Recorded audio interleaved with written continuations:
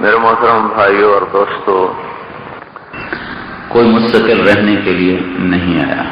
افإن مت فهم الخالدون، سب کے لیے موت یہاں مقرر ہے، وقت ہے، اس پر ہر کوئی اٹھ کے چلا جاتا ہے۔ جو بنایا ہوتا ہے اوروں کے حوالے کر کے چلا جاتا ہے، ساری زندگی لڑتا رہتا ہے، اے میرا اے میرا، اے نہیں دیونا اے نہیں دیونا، ادھر مقدمہ ادھر کیس ادھر کیس۔ موت آئی سب اوروں کے حوالے کر کے چپ کر کے 4 ہاتھ قبر میں جا کے ہمیشہ کے لیے سو جاتا ہے۔ اس لیے اللہ کے نبی نے فرمایا کہ انسان کے پیٹ کو قبر کی مٹی بھر سکتی ہے، اس کے علاوہ اس کا پیٹ کوئی چیز نہیں بھر سکتی۔ تو اس امتحان میں ایک بہت بڑا طبقہ ہے جو اللہ کو نہ پہچان کے فیل ہو چکا ہے۔ لا الہ الا اللہ کا انکار کر دینا یہ بہت بڑی ناکامی ہے۔ قل ان الخاسرین الذین خسروا انفسهم واہلیہم یوم القیامہ۔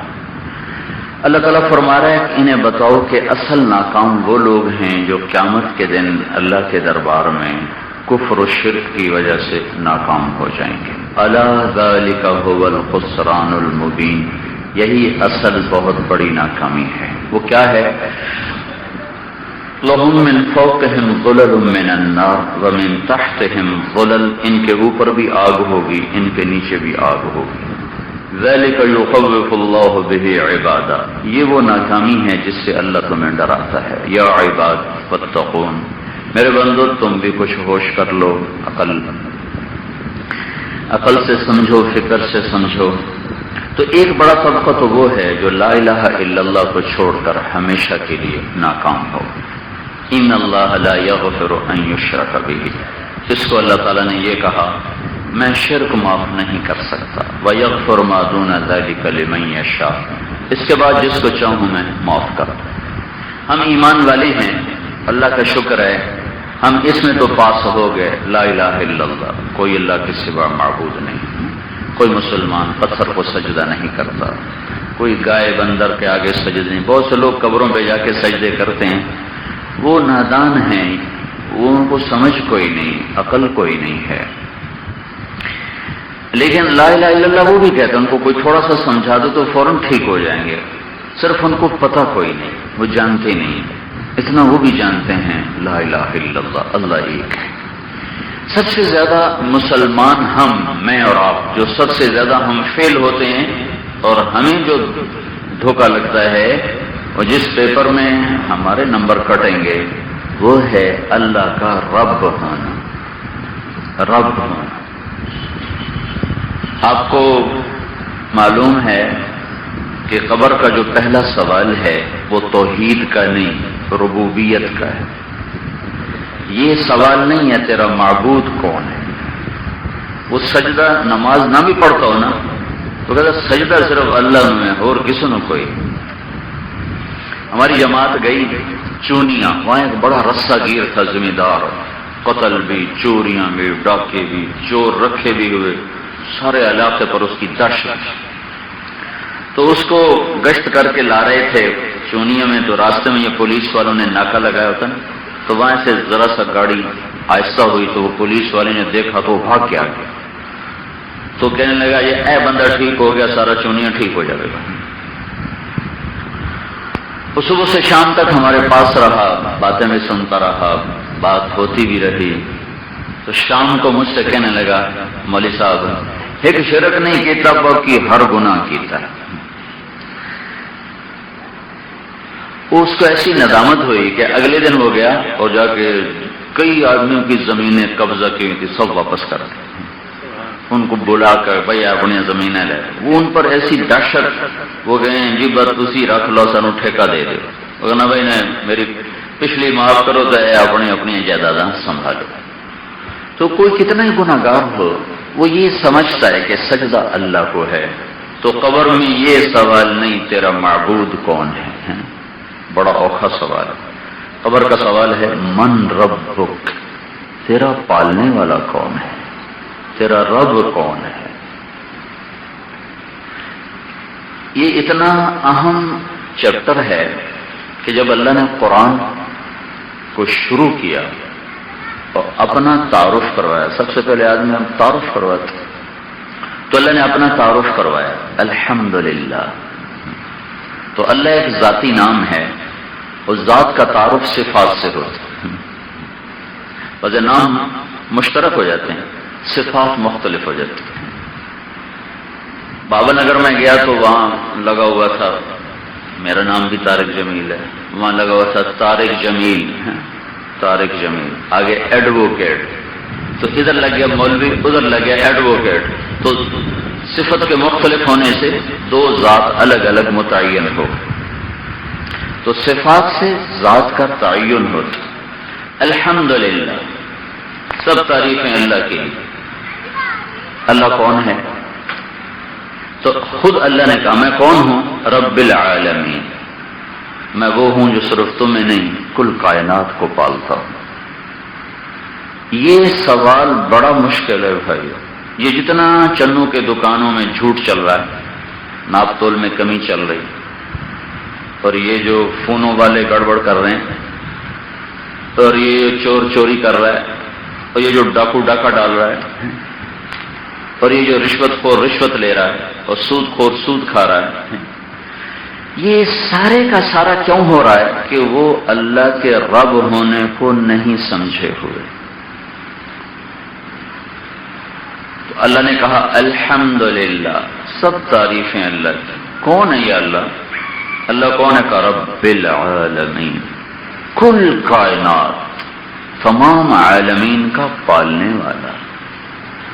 اس میں مومن مشرک کی قید کوئی نہیں، اچھے برے کی قید کوئی نہیں.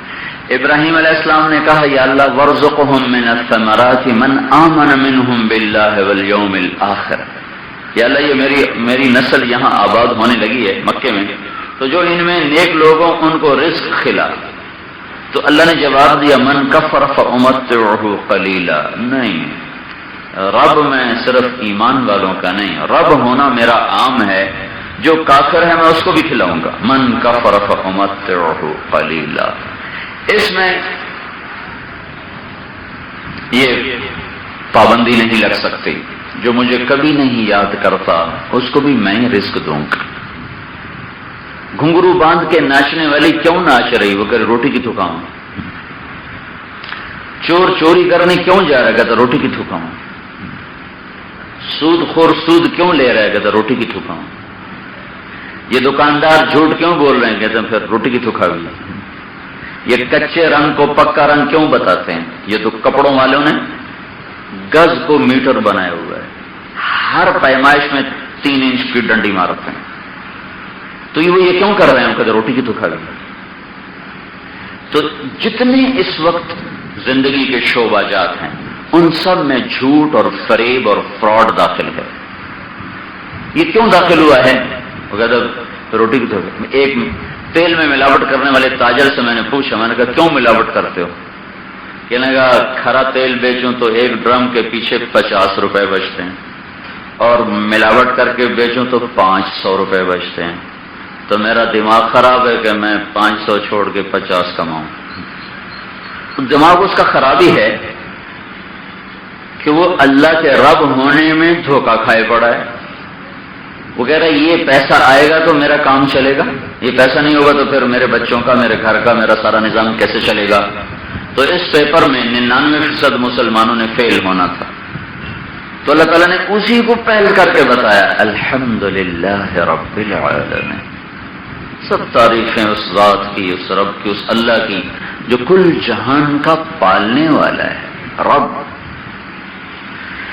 رب اس ہستی کو کہتے ہیں جو ہر شے میں وہ ایٹم بھی ہے جو ناقابل دید ہے، اور ایٹم کے اگلے حصے جو نیوٹرون جو الیکٹرون ہیں، جو پروٹون ہیں، اس سے بھی نیچے ہیں، اس پر بھی نظر رکھتا ہو، اور عرش جیسی لمبی چوڑی مخلوق پر بھی نظر رکھتا ہو، اور ایک وائرس جو ناقابل دید ہے اس پر بھی اس کی نظر ہو، اور جبریل جیسے عظیم الشان فرشتے پر بھی اس کی نظر ہو، اور تمام کائنات کو ضروریات مہیا میسر کرنے میں کہیں بھی خطا نہ کھاتا ہو.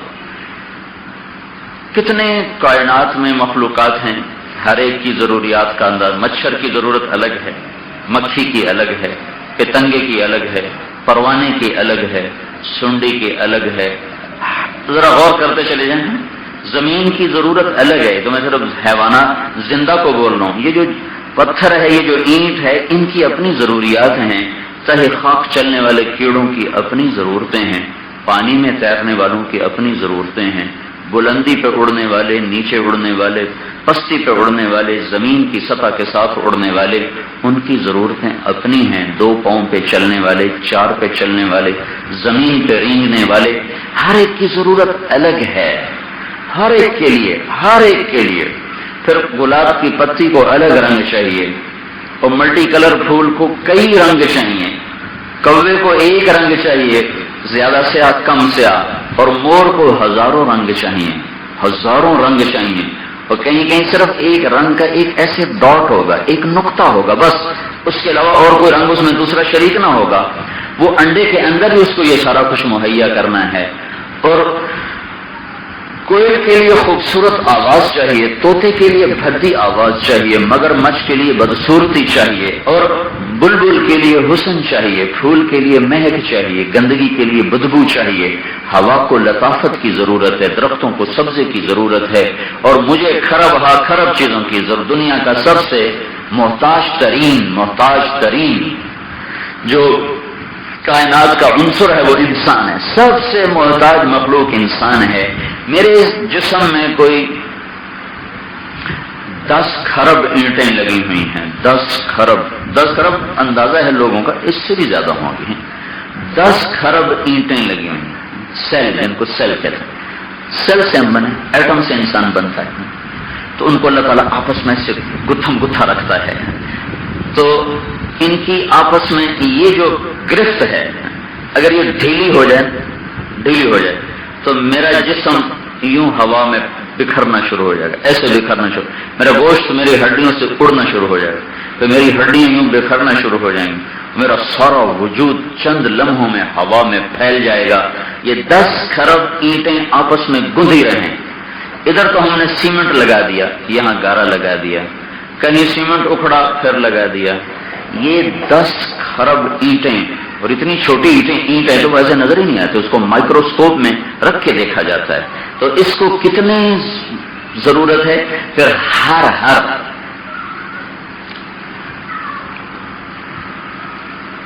ایک چھوٹا سا سیل ہے جو ہمارے اندر انسولین بناتا ہے، جس کو بیٹا سیل کہتے ہیں. الفا سیل شوگر بناتا ہے، بیٹا سیل انسولین بناتا ہے. اس کی شوگر کو یہ انسولین برابر کرتی رہتی ہے.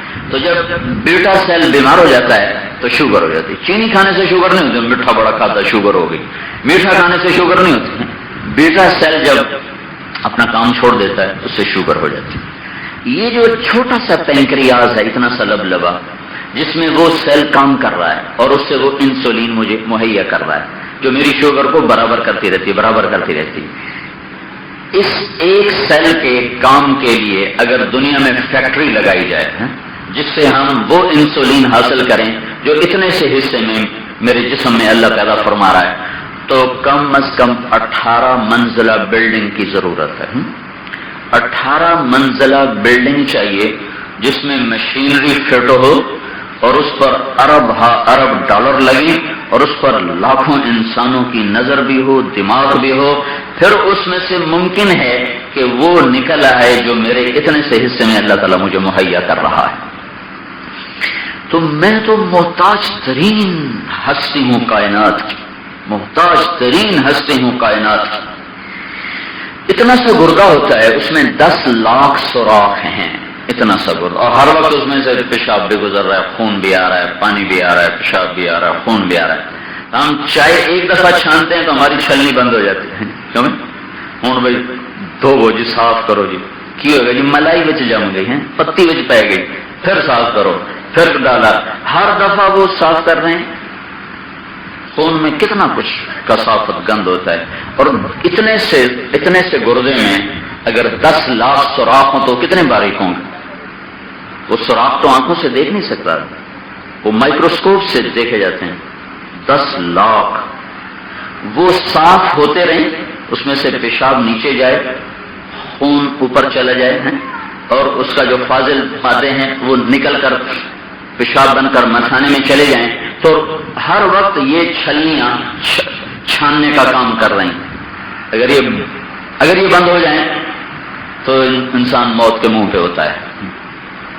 پھر ڈائلیسس پر آتا ہے، پھر ہفتے میں 2 دفعہ کرو. پھر وہ 19 لاکھ کی مشین ہے جس سے وہ سوراخ دھوئے جاتے ہیں، وہ گردے واش کیے جاتے ہیں، خون صاف کیا جاتا ہے. اس کے باوجود لوگ زندہ نہیں رہتے.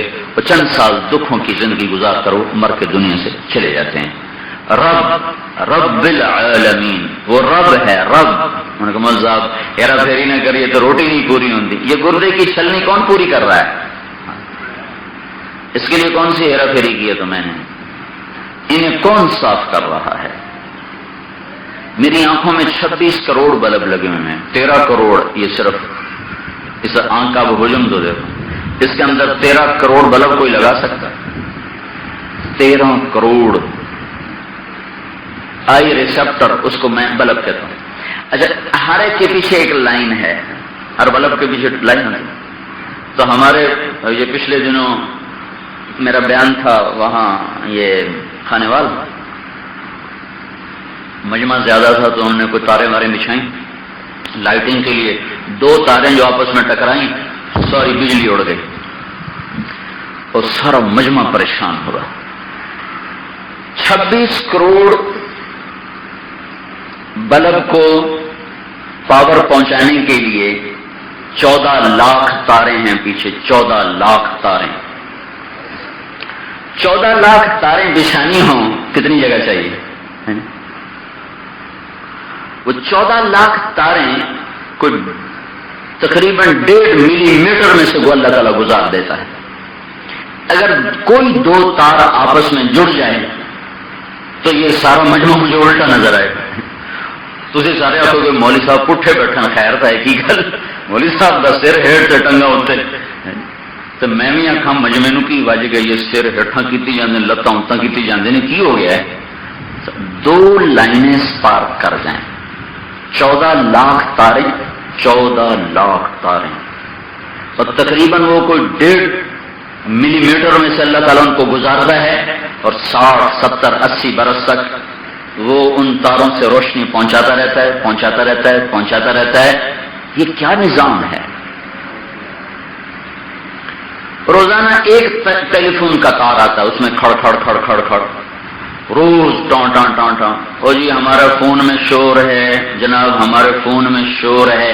ایک لائن آئی ہے ایک، اور یہاں اس چھوٹے سے کان میں 1 لاکھ ٹیلی فون کی لائنیں بچھی ہوئی.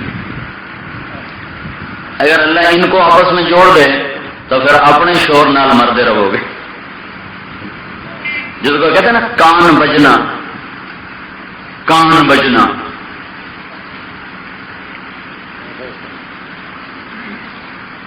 الحمدللہ رب العالمین، رب العالمین. آپ کے سامنے یہ بال بڑھتے ہیں، یہ بھی بڑھتے ہیں، یہ کیوں نہیں بڑھتے؟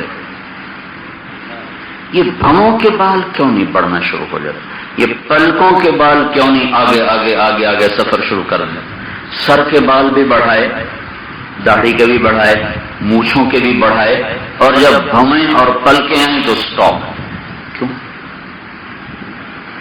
دانت یہاں آ کے رک گئے، آگے کیوں نہیں سفر کر رہے؟ کہ میرے اللہ کا ایک آٹومیٹک سسٹم ہے کہ ہر عضو کو ایک سطح تک بڑھاتا ہے، تو ساتھ ہی ایک دوسرا سسٹم آ کر اس کو کنٹرول کر رہے تو اس کو آگے نہیں بڑھنے دیتے.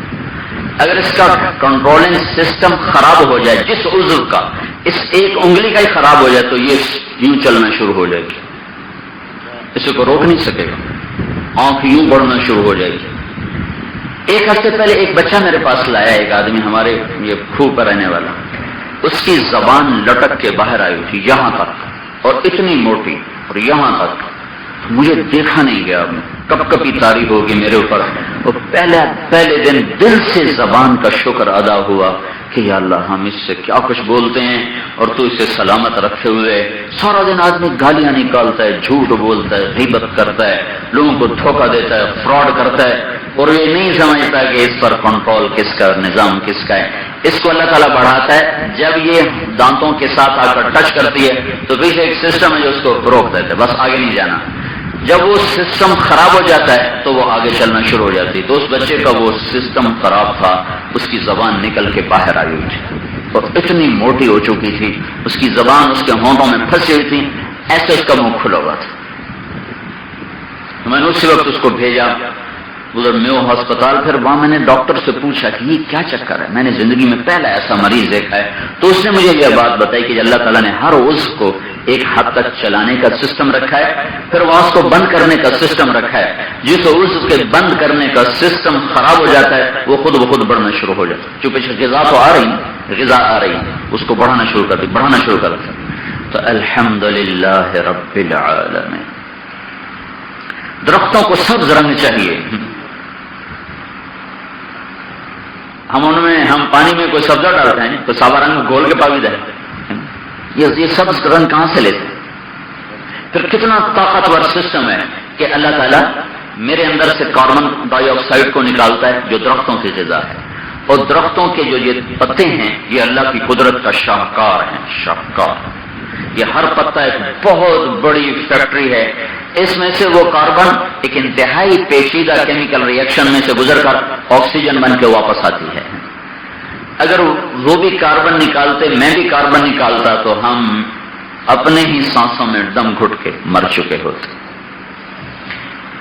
وہ پتا کا آکسیجن نکالتا ہے, میں کاربن نکالتا ہوں, ادھر سے وہ ادھر جاتی, وہ ادھر سے یہ آپس کا سفر کیسے ہوتا ہے کہ زمین جب سفر کر رہی ہے, یہ زمین 66,000 کلومیٹر فی گھنٹہ 66,000 کلومیٹر فی گھنٹہ کی رفتار سے سفر کر رہی ہے. اتنی تیز رفتار ہے زمین کی, اور 1,000 کلومیٹر فی گھنٹہ کی رفتار سے ایسے گھوم رہی. اور پھر اس گھومنے اور دوڑنے کی وجہ سے اس کے اندر کپ کپاہٹ پیدا ہوتی ہے. ایسے جیسے گاڑی تیز ہو جائے تو دھڑکتی ہے, تو ایسے دھڑکتی ہے, لیکن یہ دھڑکنا اس کا بے ہنگم نہیں, اس کے پیچھے اللہ کا ایک نظام ہے. ویسے دھڑکتے ہوئے یوں ہو جاتی, پھر ایسے ہو جاتی, پھر ایسے ہو جاتی. یہ اس طرح وہ بل کھاتی, اس طرح. یہاں سے جب یوں جاتی ہے تو 23 ڈگری سے آگے نہیں جاتی, پھر واپس آتی ہے تو ادھر جاتی ہے, تو 23 ڈگری سے آگے وہ نہیں جاتی. جب یہ یہاں آتی ہے, سیدھی ہوتی ہے, تو ساری دنیا میں 12 گھنٹے کا دن ہو جاتا ہے, 12 گھنٹے کی رات ہو جاتی ہے. پھر چاہے وہ امریکہ ہو, میاں چنو ہو, وہ یورپ ہو, آسٹریلیا ہو, ساؤتھ افریقہ ہو, ساؤتھ امریکہ ہو, وہ برونائی ہو یا برموڈا ہو, ساری دنیا میں جب زمین ایسے ہوتی ہے تو 18 ستمبر ہوتا ہے. تو ساری دنیا میں دن 12 گھنٹے کا دن, 12 گھنٹے کی رات. پھر جب یہ یوں ہو کر واپس آتی ہے تو 22 مارچ ہوتا ہے. تو 22 مارچ کو 12 گھنٹے کا دن, 12 گھنٹے کی رات. یہ جو زمین اس طرح حرکت کرتی ہے,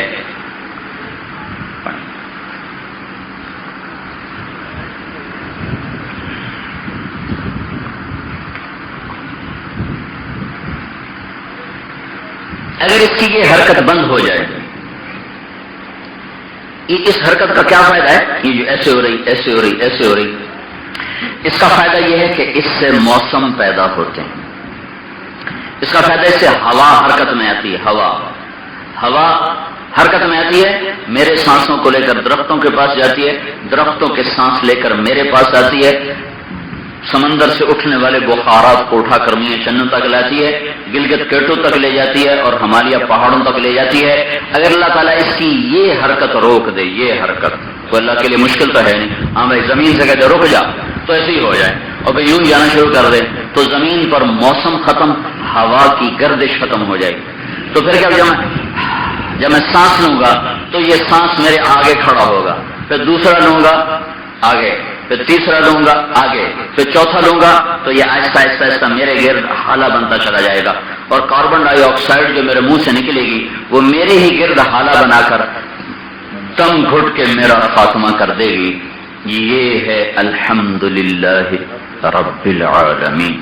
رب اس ہستی کو کہتے ہیں جو ہر شے کی ہر ضرورت کو عین وقت پر مہیا کرتا ہو.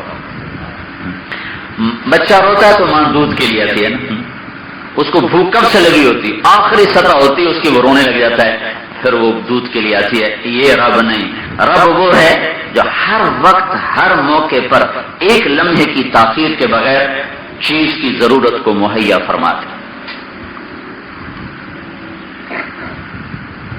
مادہ مچھر کو خون چاہیے، نر مچھر انسان کو نہیں کاٹتا، مادہ مچھر کاٹتا، کہ اس کو انڈوں کے لیے پروٹین چاہیے، وہ اس کو انسانی خون سے میسر ہوتی۔ تو وہ اب ہم تو بتیاں بند کر کے اور اندھیرا کر کے اور پڑے ہوتے ہیں، تو وہ کیسے آ جاتا ہے؟ وہ اندر کیسے آ جاتا ہے؟ ہماری کتنی بڑی آنکھیں ہیں، ہمیں اندھیرے میں نظر نہیں آتا، اور مچھر ہماری آنکھ میں 100 مچھر آ جائیں تو سما جائیں، تو اس مچھر کی آنکھ کتنی چھوٹی ہے، تو وہ کس طرح سیدھا سفر کرتا ہے۔ ہماری ناک کتنی بڑی ہے، قریب کی خوشبو نہیں سونگتے، چیونٹی کیسے پہنچ جاتی ہے؟ چینی جس کی خوشبو ہی کوئی نہیں، شہد جس کی خوشبو ہی کوئی نہیں۔ صبح میں شہد کا شربت پی کے گلاس رکھا، پھر باہر چلا گیا، 1 گھنٹے کے بعد واپس آیا تو گلاس خالی تھا، چند ایک قطرے اس میں وہ موجود تھے، اس میں کوئی 1000 چیونٹی پہنچی ہوئی تھی۔ کیسے پہنچ گئی؟ خوشبو کیسے آئی ان کو؟ یہ جو مچھر ہے جب اندھیرا ہو جاتا ہے تو یہ خوشبو پہ سفر کرتا ہے، اس کو انسانی جسم کی خوشبو آتی ہے، پھر یہ بستر پر پہنچ جاتا ہے، پھر یہ سونگتا ہے، پھر یہ دیکھتا مجھے راستہ کہاں سے ملے گا، تو یہ چادر میں سے ساری مچھردانی میں گشت کرتا ہے، جہاں کوئی پھٹا ہوا سوراخ نظر آیا وہاں سے وہ اندر آتا ہے۔ اندر جب یہ آتی ہے مادہ مچھر، تو یہ روشن دن ہے اور میں 26 کروڑ بلب سے دیکھ رہا ہوں، مجھے اپنے کھال کے مسام نظر نہیں آ رہے، وہ اندھیرے میں مسام کو ٹٹول لیتا ہے کہ یہ جگہ ہے، یہاں سے مجھے خون کی سرنج بھرنی ہے۔ تو وہ کیا کرتا ہے؟ پہلے یہ 2-3 سیکنڈ میں یہ سب کچھ ہو جاتا ہے جس کو میں پھیلا رہا ہوں۔ اب وہ کیا کرتی ہے؟ کیا پدی کا شوربہ، کیا مچھر اور کیا اس کا منہ، کیا اس کے دانت، وہ اپنے جو آپ کو مچھر کے کاٹنے کا ہوتا ہے نا درد، وہ کیا ہوتا ہے؟ اپنے دانتوں سے وہ آری کی طرح یوں کٹ، ایسے آری چلاتا ہے۔ یہ کھال اتنی مضبوط ہے، لوہے کے چاقو سے بھی ذرا زور لگا کے کٹتی ہے، اس کے اندر میں اللہ نے کیا فٹ کیا ہے، وہ یوں کرتا ہے اور سوراخ کر دیتا ہے، اور جو سوراخ ہوتا ہے تو خون کے لیے جگہ بنتی ہے، اور خون کی ایک صفت ہے، اس میں جیلیٹن ایک لیسدار مادہ ہے، وہ مادے کا کام یہ ہے جہاں زخم ہو فوراً اس کے اوپر آ کر خون کی وہ روانی کو بہنے کو بند کر دیتا ہے، ایسے وہ طے بنا دیتا ہے۔ اگر یہ بیچ میں ہمارے اللہ تعالیٰ نہ ڈالتا لیسدار مادہ تو کیا ہوتا؟ ایک زخم سارا خون بہ جاتا، ایک زخم سے سارا خون۔ پانی گر رہا ہو، کبھی بند ہوا ہے؟ کبھی پانی بند ہوا؟ خون کیوں بند ہو جاتا؟ آپ ہی بند ہو جاتا ہے، کچھ بھی نہیں لگاؤ بند ہو جاتا ہے، کہ آہستہ آہستہ آہستہ وہ خود جال بنتا جاتا ہے، پورا اس کو بند کر دیتا ہے، بس پھر خون بند۔ یہ جو لیسدار مادہ یہ فوراً اوپر آتا ہے، اور مچھر کی سونڈ اتنی کمزور ہے کہ اس لیسدار مادے کو توڑ نہیں سکتی، تو لہذا اس کا توڑ اس نے پہلے سے تیار کیا ہوا ہے۔ اس کے جبڑے کے اندر 2 چھوٹے چھوٹے گلینڈز ہیں، اس میں اس نے ایک زہر بھرا ہوتا ہے، ادھر وہ کٹ کرتا ہے، ساتھ ہی اوپر سپرے کرتا ہے۔ اس سپرے سے کیا ہوتا ہے؟ وہ جو جیلیٹن ہوتی ہے وہ تحلیل ہو جاتی ہے، بالکل ایسے نا پانی بن جاتا ہے۔ جو وہ پانی بنتی ہے تو قبل اس کے کہ وہ چونکہ ہوتا تو تھوڑا سا، وہ قبل اس کے کہ اس کا اثر ظاہر فوراً اس کی سرنج کے اوپر ہمیشہ، یہ ڈاکٹر کہتے ہیں وہ سرنج کے اوپر وہ اس کو یہ جگہ اس کی گندی نہ ہو جائے، سیپٹک نہ ہو جائے، سیپٹک ہوگی تو مر جائے گا، یہ فوراً اندر ڈال کے اس سرنج بھر کے باہر نکالتا ہے، اور پھر چپکے سے نہیں جاتا، چور تو بندہ چور تو نس سے جانا ہے، یہ تبل بجا کے جاتا ہے، جا رہا ہوں بھوں بھوں کرتا جاتا ہے، کر لو جو میرا کرنا ہے۔ الحمدللہ رب العالمین، رب اللہ ہے۔ یہ میاں چنو کے دکاندار کہتے ہیں نہیں پیسہ نہیں ہوگا تو کام نہیں بڑھنا، لہذا جھوٹ بھی بولو، ہیرا پھیری بھی کرو، اور غلط بھی کرو، اور دھوکہ بھی دو، فریب بھی کرو، فراڈ بھی کرو۔ جب اللہ کا رب ہونا کمزور پڑ جاتا ہے تو بیچ میں شیطان آتا ہے، جس کو اللہ کہتا ہے الشیطان یعدکم الفقر، شیطان تمہیں کہے گا بھوکا مر جائے گا، وَيَأْمُرُكُمْ بِالْفَحْشَاءِ، پھر وہ تمہیں لاتا ہے جھوٹ پر، فحاشی پر، اور چوری پر اور رشوت پر اور سود پر اور ڈاکے پر اور ناپ تول کی کمی پر اور کھوٹ پر اور ملاوٹ پر، اس سب پر تمہیں لاتا ہے کہ تیرا گزارا کیسے ہوگا؟ تو اللہ تعالیٰ نے کہا الحمدللہ رب العالمین۔ قرآن شروع ہو رہا ہے الحمدللہ رب العالمین، اور قرآن ختم ہو رہا ہے قل اعوذ برب الفلق، قل اعوذ برب الناس۔ رب پر شروع کر کے رب پر ختم کیا، رب سے شروع کر کے رب پر ختم کیا۔ اتنی بڑی تسلی بھی ہے کہ ڈرو نہیں، میں ہی رب ہوں، میں حرام نہیں پسند کرتا۔ قل لا يستوي الخبيث والطيب ولو اعجبكم كثرة الخبيث۔ اللہ تعالیٰ نے کہا کہہ دو ان کو کہ حلال اور حرام برابر نہیں ہے، مجھے حرام پسند نہیں ہے، اگرچہ حرام زیادہ آتا ہے جلدی آتا ہے۔ یہ قرآن اشارہ کر رہا ہے کہ حرام جلدی آئے گا، حرام زیادہ آئے گا، حلال تھم تھم کے آئے گا، تھم تھم کے آئے گا۔ اس وقت دیکھو کہیں تم بے صبر نہ ہو جانا۔ ہمارے نبی نے فرمایا الا وان جبریل نفث فی روعی ان نفسا لن تموت حتی تستکمل رزقها۔ جبریل مجھے پیغام دے گئے ہیں میرے رب کا، کوئی اس وقت تک نہیں مر سکتا جب تک اپنا رزق پورا نہ کر لے۔ فاجملوا فی الطلب، لہذا کمائیاں خوبصورت رکھنا۔ خوبصورتی کا کیا مراد ہے؟ حلال، سچائی پر، ناپ تول کی درستگی پر، سچے بول پر۔ اجملوا فی الطلب وتوکلوا واتقوا اللہ، اور ڈرنا اللہ تعالیٰ سے، ڈرنا اللہ امتحان لے گا، تنگ کر دے گا۔ ولا يحملنکم استبطاء الرزق على ان تطلبوه بمعصیة اللہ فإنه لا يدرك ما عند اللہ الا بطاعته۔ اللہ حلال کو کر دے گا ٹائٹ اور حرام کو کر دے گا زیادہ، پھر کہے گا ادھر نہ جا، ادھر ہی بیٹھا رہے، تو تمہیں شیطان پٹی پڑائے گا، لم مر گیا بھوکھا، کتھو تائیں صبر کریے، سارے ہی لٹ گئے لے گئے، اساں کیوں نہ لٹیے؟ کہ اس وقت تھوڑا سا جم جانا، میں حلال ہی کے دروازے کھول۔ حضرت علی رضی اللہ تعالیٰ عنہ گھوڑے پر سوار تھے، رکے اور ایک آدمی کو لگام پکڑائی کہ میں استنجے سے فارغ ہو کے آتا ہوں۔ جب واپس آئے تو وہ لگام اتار کے بھاگ چکا تھا۔ تو حضرت علی ہنسنے لگے، کہا بڑا نادان تھا، جلد باز نکلا، میرے جی میں تھا جب میں فارغ ہوں گا تو اس کو 4 درہم سلا دوں گا، 4 درہم۔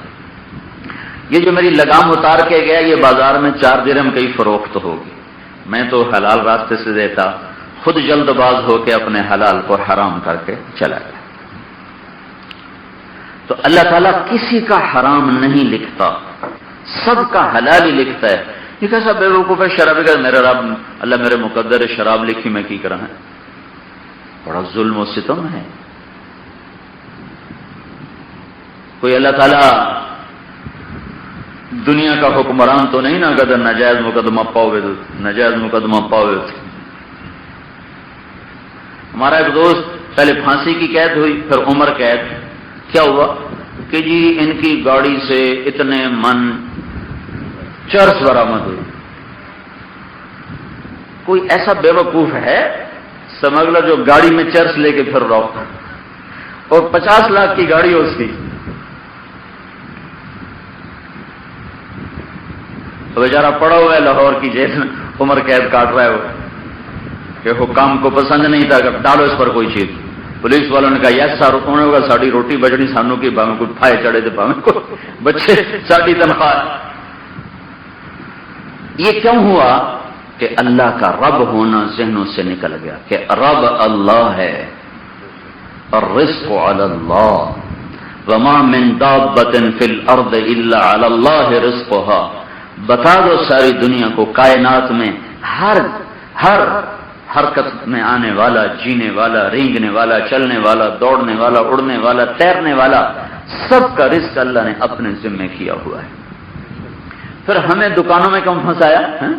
حلال و حرام کے چکر کیوں بنائے؟ امتحان کے لیے کہ یہ حق ہے، یہ باطل ہے، یہ سچ ہے، یہ جھوٹ ہے، اس سے بچو، اس سے بچو، اس سے بچو، صراط مستقیم پہ چلو، دنیا میں بھی عزت پاؤ گے، آخرت کے ہمیشہ کی ابدی زندگی کے انعام پاؤ گے۔ جھوٹ کا رزق کبھی گھروں میں سبزی نہیں لاتا، کبھی گھروں میں ہریالی نہیں لاتا، کبھی گھروں میں بہار نہیں لاتا۔ وہ گھر ہمیشہ خزاں کے تھپیڑے سہتا ہے جس میں اللہ کی نافرمانی کا رزق جاتا ہے. وہ گھر ہمیشہ اللہ کی چھاؤں میں رہتا ہے جہاں حلال رزق جاتا ہے تھوڑا ہی کیوں نہ ہو. تو ابتدا رب پر، انتہا رب. رب الفلق. رب الفلق کیوں کہا ہے؟ کہ میں صبح نہ نکالوں تو پھر کاروبار کر لو گے. قل اعوذ برب الفلق، مجھے قسم ہے صبح کے رب کی. اب یہ سارے کام دن کی روشنی میں تو ہوتے ہیں نا. یہ سورج کی روشنی نہ ہو تو ہماری فصل پکے یا ہمیں زندگی ملے، ہم تو چند دنوں میں ختم ہو جائیں، ساری کائنات ٹھنڈی ہو کے برباد ہو جائے. قل اعوذ برب الفلق، میں صبح کا بھی رب ہوں، ڈرو نہیں. جو صبح لے کر آیا ہوں تو رزق بھی لے کر آیا ہوں. حضرت علی کا فرمان ہے اگر اللہ تعالیٰ نے تیرے لیے کل کا دن لکھا ہے تو کل کی روٹی بھی لکھی ہے، نہ چنتا کر. اور اگر کل کا دن ہی نہیں لکھا تو کل کے لیے آج جھوٹ بول کے اپنی آخرت بھی برباد کر گیا اور روٹی بھی نہ ملی. کیا پتا کل ہے کہ ہمارا بھائی، ہمارے خاندان کا سب سے صحت مند آدمی میرا تائزاد بھائی صبح مردہ کمرے میں پایا گیا. ساری زندگی بیماری نام کی چیز نہیں دیکھی. 60-62 سال کی عمر میں ایک دفعہ بھی بیمار نہیں ہوا. کہ اس کی زندگی بڑی فطرت کی تھی، نہ سوڈے، نہ بوتلیں، نہ اے سی، نہ کولر، نہ یہ مٹھائیاں، نہ کیک، نہ پیسٹریاں. اور صبح مردہ پڑا ہے. اور رات کو پتہ نہیں کیا منصوبے بنا کے سویا تھا اور صبح قبر میں جا کے ہم نے اتار دیا. تو سلی نے فرمایا اگر کل کا دن لکھا ہے تو روٹی بھی اللہ نے لکھی. کل کا دن نہیں لکھا تو کل کے لیے آج کیوں نافرمانی کر رہے ہو؟ جی کل کی بڑھنا ہے، بچیں تو کی بڑھنا جی کل کی ہوئے گا. تو پھر نماز میں آ جاؤ. نماز میں آ جاؤ الحمدللہ رب العالمین. ہر رکعت الحمدللہ رب العالمین. رکوع میں چلے جاؤ سبحان ربی، سبحان ربی. پھر رب آ گیا سبحان ربی العظیم. پھر رکوع سے کھڑے ہو جاؤ تو پھر ربنا لک الحمد. پھر سجدے میں چلے جاؤ سبحان ربی الاعلی. رب رب رب رب کہ مسلمان فعل ہوں گے اس پرچے میں. من ربک، کون پالنے والا ہے؟ کون پالنے والا ہے؟ من ربک. ایک تاجر تھے یونس میں، اچھے وقتوں کی بات بتا رہا ہوں. یونس بن عبید رحمۃ اللہ علیہ کپڑے کے تاجر تھے، ریشمی تاجر. خالص ریشم 400 درہم کا، ناخالص ریشم کا تھان 200 درہم کا. یہ ان کا ریٹ تھا بازار کا. بچے کو دکان پہ بٹھا کے کسی کام گئے، واپس آئے تو ان کی دکان سے ایک آدمی نکلا بغل میں تھان لے کر، ناخالص ریشم کا تھان. کہا بھائی یہ کتنے کا خریدا ہے؟ کہا جی 400 کا. کہو ہو یہ تو بہت مہنگا ہے، بہت مہنگا خریدا ہے آپ نے. کہنے لگا جی 100 روپے کی بچت ہے مجھے، 100 درہم کی بچت ہے. میرے علاقے میں یہ 500 کا بکتا ہے. کہنے لگے تو اس پہ 300 بھی کما سکتا ہے. کہا جی وہ کیسے؟ کہا آ جاؤ. واپس آ گئے. اپنے بیٹے سے پوچھا یہ 400 تو نے کیوں مانگے؟ بھول گیا تھا قیمت یا جان بوجھ کے مانگ؟ ان کا جی میں نے 400 مانگے، اس نے دے دیے تو بس میں نے لے لی. تو ان کا لعنت ہے تجھ پر، تجھے شرم نہ آئی مسلمان کو دھوکہ دیتے ہوئے؟ 200 میں بھی جب اللہ نفع دے رہا تھا کیوں مانگے 400؟ تو اپنے گلے سے 200 نکال کر اس کو واپس کیا. جا بھائی اللہ مبارک کرے، یہ 200 کا بازار میں تھان ہے، میں 400 کا بیچ کر اللہ کو جواب کیسے دوں گا؟ اگر تمہارے میاں چنو کا تاجر کا بیٹا یہ کام کرتا تو وہ کیا کہتا؟ شاباش پترا شاباش آتا تو پیونوں میں کٹ گیا 100 بچوں انعام تم ہی رکھ تے چھریاں میں رکھی آپ. یہ سب بازار میں ظلم و ستم اسی لیے ہو رہا ہے کہ اللہ کا رب ہونا بھول گئے. امام ابو حنیفہ رحمۃ اللہ علیہ کے پاس ایک عورت آئی، یہ میرا تھان لے لو. وہ کپڑے کے تاجر تھے. کہا اماں کتنے میں لوگی؟ کتنے لوگی؟ کہنے لگی 200. کہنے لگے نہیں تیرا تھان قیمتی ہے، 200 کا نہیں ہے. کہا تو پھر 300 دے دو. کہا نہیں 300 کا بھی نہیں، مہنگا ہے، تو پھر 400 دے دو، کہ نہیں 400 کا بھی نہیں ہے، تو وہ پریشان ہو گئے بھی کبھی خریدار نے بھی قیمت بڑھائی، کیوں؟ قیمت تو بیچنے والا بڑھاتا ہے۔ تو کہنے کی بیٹا تو نے لینا ہے تو لے لو، مذاق تو نہ کرو۔ کہ نہیں اماں میں مذاق نہیں کر رہا ہوں، تیرے تھان کی قیمت 400 بھی نہیں، زیادہ ہے۔ تو نے بلایا دکاندار کو، کیونکہ یہ ہفتے میں ایک دن بازار میں آتے تھے، روز نہیں آتے تھے، تو اس کو بلا کر پوچھا بھائی اس تھان کا کیا ریٹ چل رہا ہے؟ کہا جی 500 درہم چل رہا ہے۔ تو گلے سے نکال کر 500 دیا، کہ اماں تیرا تھان 500 کا تھا، میں 200 میں کیسے رکھ لیتا؟ تو اگر آپ ہوتے تو کیا کرتے؟ اللہ کو رب ماننے والا جب تجارت کرتا ہے، جب نوکری کرتا ہے، جب کاروبار کرتا ہے، جب زراعت کرتا ہے، جب حکومت کرتا ہے، تو یہ اس کے عنوان ہیں۔ میاں چنو کے بازار میں اتر جاؤ، یا تلمبا، عبدالحکیم، کچا کھو، ملتان، ہند، سندھ، جہاں چلے جاؤ، ان بازاروں میں اللہ کا رب ہونا نہیں ہے، تو ناپ تول کی کمیاں اور ظلم و ستم کی انتہا اور لوٹ مار، فراڈ، دھوکے، فریب، اس کے پیچھے کیا ہے؟ روٹی کی دھوکا ہوئی ہے۔ جبکہ اللہ پہلی صدر میں کہہ رہا ہے میں رب، اور اللہ قبر کا پہلا سوال پوچھ رہا ہے رب کون ہے تیرا؟ نمازیں تو ساری زندگی پڑھی اور چھری بڑی لمبی ہاتھ میں رکھی، یہ فیل ہو جائے گا، یہ نہیں کہہ سکے گا میرا رب اللہ ہے۔ رب بڑا مشکل سوال ہے، بڑا مشکل چیپٹر ہے، اب تیاری کر کے آؤ، تیاری کر کے آؤ۔ جریر بن عبداللہ رضی اللہ تعالیٰ عنہ نے گھوڑا خریدا، نوکر سے کہا گھوڑا خرید کر لو منڈی سے، وہ گیا 300 میں پیسے طے کر کے آئے گا، 300 درہم۔ جب وہ گھوڑا لے کر آئے اور مالک کو بھی لے کر آئے کہ یہ آپ میں نے 300 میں خرید رہا، اس کو پیسے دے دیں۔ جب ان کے گھوڑے پر نظر پڑی، یہ شہزادے تھے، سردار تھے، گھوڑوں کی نسلوں کو جانتے تھے، انہوں نے دیکھا گھوڑا مہنگا ہے، پیسے تھوڑے ہیں، تو اس سے کہنے لگے بھائی تمہیں 400 دے دوں گھوڑے کے؟ کہا جی بڑی اچھی بات ہے۔ کہا 500 دے دوں؟ کہا جی اس سے بھی اچھی بات ہے۔ کہا 600 دے دوں؟ کہا میرے لیے اس سے بھی اچھی بات۔ کہا 700 دے دوں؟ اس کو بھی شک پڑ گیا۔ کہا جی حضرت جی لینا نے تو لو ہے، قیمت ایویں بتائی جاندے ہو، میں نے کیوں خوش کیتی جاندے ہو؟ کہنے لگے اس کو 800 دے دو، گھوڑا باندھ دو۔ وہ پٹھیاں چھالا ماردا ٹور گیا، بھی میرے تو پنجے گوچ گئیاں۔ ان کا خادم کہنے لگا یہ 500 کس خوشی میں بڑھائے ہیں؟ میں تو 300 کو سودا کر گیا تھا۔ کہنے لگے اس کا گھوڑا 800 کا تھا، میں 300 میں کیسے رکھتا، جبکہ میں نے اللہ کے رسول سے عہد کیا تھا جب تک زندہ رہوں گا کسی کو دھوکہ نہ دوں گا۔ الحمدللہ رب العالمین۔ مجھے آپ سے یہی ایک بات کرنی ہے کہ آپ جب دکان میں آؤ تو اللہ کو رب سمجھ کے آؤ، پھر آپ کی دکان سے جھوٹ بھی نکل جائے گا، فراڈ بھی نکل جائے گا، غلط بیانی بھی نکل جائے گی، دھوکہ بھی نکل جائے گا۔ اور اگر اللہ کا رب ہونا دلوں میں نہ اترا تو یہ اس ظلم کو کوئی نہیں روک سکتا۔ کوئی حکومت ایسی نہیں ہے جو ایک ایک دکان کا آ کر ناپ تول پیمانہ دیکھتی رہے۔ ایک تھانے میں 20-25 سپاہی ہوتے ہیں اور اس کے گرد حلقہ ہوتا ہے کوئی 50-60 گاؤں کا، یہ 20-25 کے ٹوٹے بھی کرو تو پورے نہیں آ سکتے۔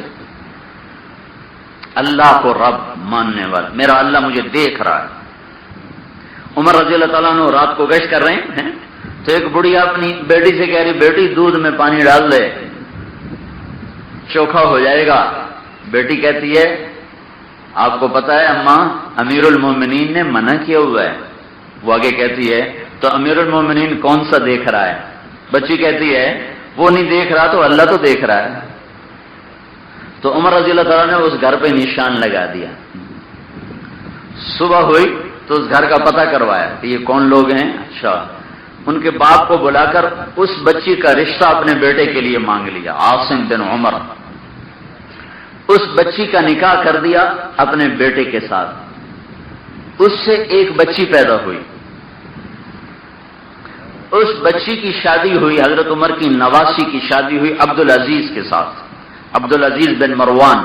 اس سے ایک بچہ پیدا ہوا جس کا نام عمر رکھا گیا، جس کو تاریخ نے عمر بن عبدالعزیز بنایا، اور جس نے بنو امیہ کے ظلم کو 1 سال میں دھو کے رکھ دیا۔ بنو امیہ نے ساری انسانیت کو ظلم و ستم سے رنگین کر دیا تھا، اس شخص نے اسی خاندان کا فرد ہو کر، اللہ کے نبی نے فرمایا تھا بنو امیہ میں ایک شخص آئے گا جو دھرتی کو عدل سے بھر دے گا جبکہ وہ ظلم و ستم سے بھری ہوئی ہوگی، یملأ الارض قسطا وعدلا، اور اس کے ماتھے پر گھوڑے کے سم کا نشان ہوگا، اشج بنی امیہ۔ بنو امیہ نے ساری انسانیت کو ظلم و ستم سے رنگین کر دیا تھا، اس شخص نے اسی خاندان کا فرد ہو کر، اللہ کے نبی نے فرمایا تھا بنو امیہ میں ایک شخص آئے گا جو دھرتی کو عدل سے بھر دے گا جبکہ وہ ظلم و ستم سے بھری ہوئی ہوگی، یملأ الارض قسطا وعدلا، اور اس کے ماتھے پر گھوڑے کے سم کا نشان ہوگا، اشج بنی امیہ۔ تو عبدالعزیز اب اپنے گھوڑوں کا معائنہ کر رہا تھا تو حضرت عمر بن عبدالعزیز چھوٹے بچے ساتھ ساتھ پھر رہے تھے، ایک دم جو گھوڑے نے پچھاڑی اٹھائی اور یوں لات نکالی تو جا کر حضرت عمر کے ماتھے پر لگی، وہ ایسے چکرا کے گرے اور پورا نشانیاں پڑ گیا۔ تو یہ حدیث تو مشہور تھی نا، تو اسی وقت عبدالعزیز نے کہا اگر تو وہ اشج ہے بنی امیہ کا جس کی اللہ کے نبی نے بشارت دی ہے تو مجھے تیرے زخم کا کوئی درد نہیں۔ وہ بچی کہہ رہی پانی نہیں ملا نا، کیوں؟ اللہ دیکھ رہا ہے، اللہ دیکھ رہا ہے۔ جب ایک دکاندار غلط چیز دے اس کو تو پتہ میں نے غلط دے دی۔ یہ ہمارے ٹریکٹروں کے ساتھ کیا ظلم ہوتا ہے، یہ مستری ایسے ظالم ہیں کہ وہ ادھر سپیئر پارٹ والوں سے ملے ہوتے ہیں، ادھر ہم سے نئے پرزوں کی قیمت لیتے ہیں، وہ پرزے پھر آگے جا کے بیچ دیتے ہیں اور وہی پرزے اگلی صاف ستھرا کر کے فٹ کر کے چوتھے دن ہمارا ٹریکٹر بیٹھا ہوتا ہے۔ ایک دفعہ انجن ہم نے نیا کروایا، سارا انجن نیا کروایا، پہلے سٹارٹ پر پھٹ کے وہ گیا، تو ان کا تو گھر بھر گیا ہوگا ہیں، لیکن یہ حساب دینا نہیں پڑے گا آگے جا کے۔ رب اللہ ہے، رب اللہ ہے، پالنے والا ہے، پالنے والا ہے، پتنگے اور پروانے کو پالتا ہے، دیکھتے نہیں وہ زہریلے سانپ کو رزق پہنچاتا ہے، ناپاک سور خنزیر کو رزق پہنچاتا ہے۔ یہ مچھلیاں نا، مچھلیاں اللہ تعالیٰ نے پانی میں مختلف لیول بنائے ہیں، ہر 50 میٹر کا لیول دوسرے پانی سے جدا ہے، ذائقہ بھی، خوشبو بھی، رنگ بھی، وزن بھی۔ اس 50 میٹر کے اندر جو مچھلیاں ہیں وہ اس سے اوپر نہیں جاتی، اس سے نیچے نہیں جاتی، یہاں سے لے کر یہاں، پھر یہاں سے ایک اور لیئر شروع ہوتی جو 50 میٹر پہ آ کے ختم ہو جاتی، اس کی مچھلی نیچے نہیں جاتی، پھر اس سے نیچے اور لیئر ہے، وہاں کی مچھلی نہ اوپر جاتی نہ نیچے جاتی، اس کے اندر رہتی، اوپر بھی نہیں نیچے بھی نہیں۔ اگر اللہ تعالیٰ یہ نظام سمندر کا ختم کر دے تو سارے سمندر میں سے چھوٹی مچھلی کا وجود ختم ہو جائے، بڑی مچھلیاں سب چھوٹی مچھلیاں نگل جائیں۔ یہ 50 میٹر کی کیا پابندی ہے کہ اس 50 میٹر میں رہنے والی مچھلی اگر اوپر جائے گی تو پھٹ کے مر جائے گی، اگر نیچے جائے گی تو پچک کے مر جائے گی، وزن پڑتا ہے نا۔ تو ہر مچھلی میں وزن کو سہارنے کی ایک طاقت ہے۔ ہماری جو آبدوز ہے جو آج کل بڑا ترقی کا دور ہے، 400 میٹر سے نیچے نہیں جا سکتی، 400 میٹر سے نیچے چلی جائے تو جو رشیا کی آبدوز چلی گئی تو کیا ہوا تھا، پانی کے وزن سے ہی اندر ہی پچک کے رہ گئی۔ اور بحر الکاہل 11 کلومیٹر ہے، 11 کلومیٹر، 1000 میٹر کا 1 کلومیٹر ہوتا ہے، 11,000 میٹر کی گہرائی میں مچھلیاں تیر رہی ہیں۔ 400 میٹر سے نیچے آبدوز پچک جائے، ایسے ہو جائے، اور 11,000 میٹر کی گہرائی میں مچھلیاں زندہ بھاگ دوڑ رہی ہیں، ادھر ادھر جا رہی ہیں، وہ اوپر آئیں گی تو پھٹ جائیں گی۔ تو اللہ نے ہر مچھلی کے لیے جو پولیس والوں نے حوالات بنائی ہوئی ہے، پھر جیل بنائی ہوئی ہے، پھر اس کے اوپر بڑے بڑے پہرے، پھر بھی لوگ بھاگ جاتے ہیں، قیدی بھاگ جاتے ہیں، یہ 50 میٹر کی خالی ایک لیئر جا رہی، نہ کوئی حوالات، نہ کوئی سلاخیں، نہ کوئی پہرے دار، نہ کوئی فوج، نہ پولیس، اور ایسا پہرا ہے کہ اتنا بھی سر اوپر نہیں، جو ہی مچھلی کا سر اوپر والی سطح سے ٹچ ہوتا ہے وہ نیچے چلی جاتی، اور جو ہی اس کی سطح نیچے والی، اس کا سر نیچے والی سطح سے ٹکراتا ہے اوپر آ جاتی۔ اس حفاظتی نظام نے میاں چنو میں کراچی کی مچھلی کو پہنچایا ہوا ہے۔ اگر یہ حفاظتی نظام نہ ہوتا کوئی مچھلی کوئی کھا نہ سکتا۔ یہ میرے اللہ کا نظام ربوبیت ہے۔ یہ سارا کچھ میں نے آپ کے سامنے اس لیے رکھا ہے کہ تجارت کے نام پر دھوکہ چل رہا ہے، آپ اس دھوکے سے باز آ جائیں، توبہ کر لیں۔ حلال کا 1 روپیہ حرام کے لاکھوں سے بہتر ہے، وہ برکت سے آئے گا، برکت سے آئے گا۔ حرام رزق سے برکت اٹھا دی جاتی، حلال رزق میں برکتیں اتار دی جاتی۔ سچا تاجر نبیوں کے ساتھ حشر ہوگا، سچا تاجر، التاجر الصدوق، سچا ہو، الامین، امانت دار ہو، دھوکہ نہ دیتا ہو، فراڈ نہ کرتا ہو۔ یہ کہاں جائے گا؟ یہ نبیوں کے ساتھ کھڑا کیا جائے گا۔ نبیوں کے، ایک دن مجھے خیال آیا کہ زمینداروں کا حشر کیوں نہیں نبیوں کے ساتھ ہوتا، تاجروں کا کیوں ہو؟ کیونکہ میرا فیملی بیک گراؤنڈ زمیندارہ ہے، تو میں وہ تقابل کرنے لگا کہ یہ زمیندار کا حشر کیوں نہیں نبی کے ساتھ بشارت، تاجر کے لیے کیوں بشارت ہے؟ کہ زمیندار کا ٹیسٹ کوئی نہیں، امتحان کوئی نہیں، اس میں دھوکہ فراڈ کوئی نہیں ہے۔